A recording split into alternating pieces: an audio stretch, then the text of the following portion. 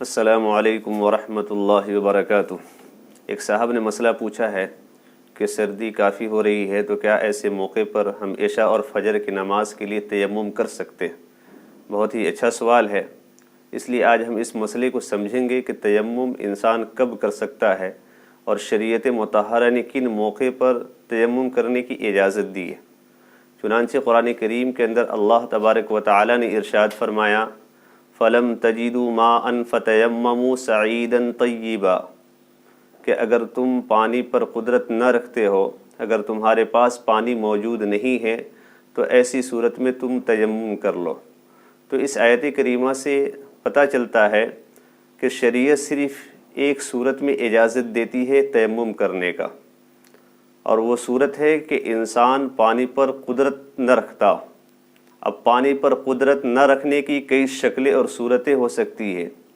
ایک صورت تو یہ ہے کہ انسان کے پاس بالکل ہی پانی نہ ہو، اور یہ اکثر عمومی طور پر سفر کے اندر یہ حالات پیش آتے ہیں کہ بعض مرتبہ انسان کے پاس پانی نہیں ہوتا یا کہیں پانی نہیں ملتا، تو جب نماز کا وقت آئے تو ایسے شخص کے لیے حکم ہے کہ نماز کے وقت تیمم کرے اور نماز پڑھ لے۔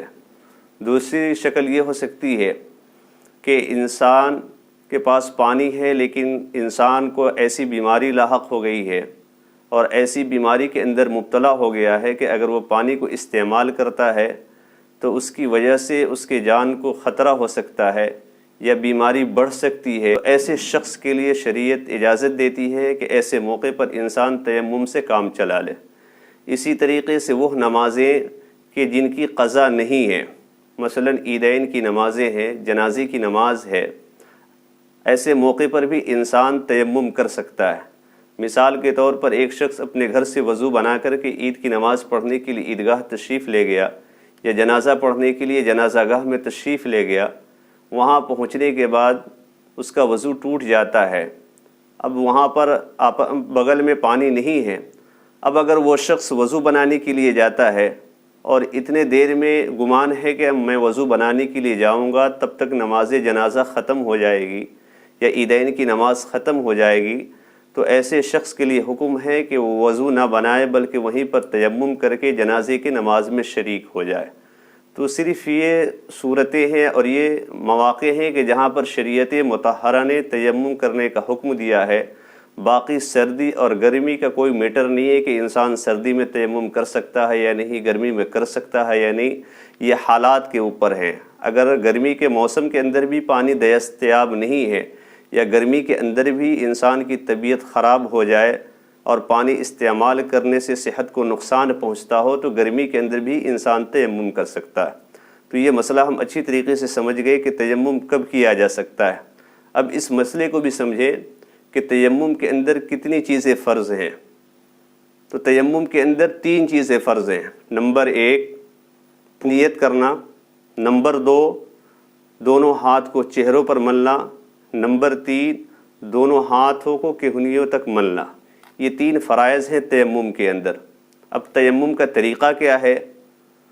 تو تیمم کا طریقہ بھی سمجھتے چلیں کہ تیمم کا طریقہ یہ ہے کہ انسان سب سے پہلے پاک مٹی پر یا مٹی کے جو جنس سے جو چیزیں ہیں، مٹی کا جنس اس کو کہا جاتا ہے کہ جو نہ آگ میں جلے نہ گلے، اس کو مٹی کا جنس کہا جاتا ہے۔ جیسے مٹی، ریت، پتھر، یہ ساری چیزیں مٹی کے جنس سے ہے۔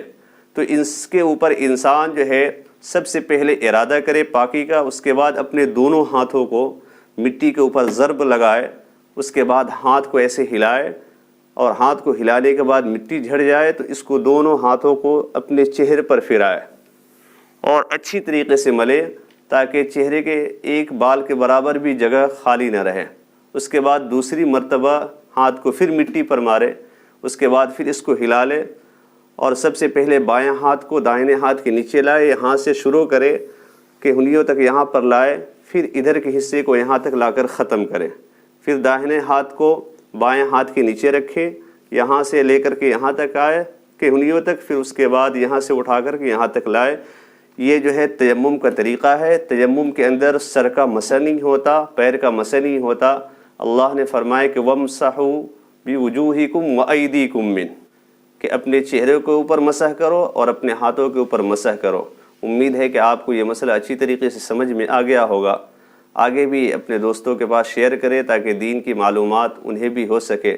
السلام علیکم ورحمۃ اللہ وبرکاتہ۔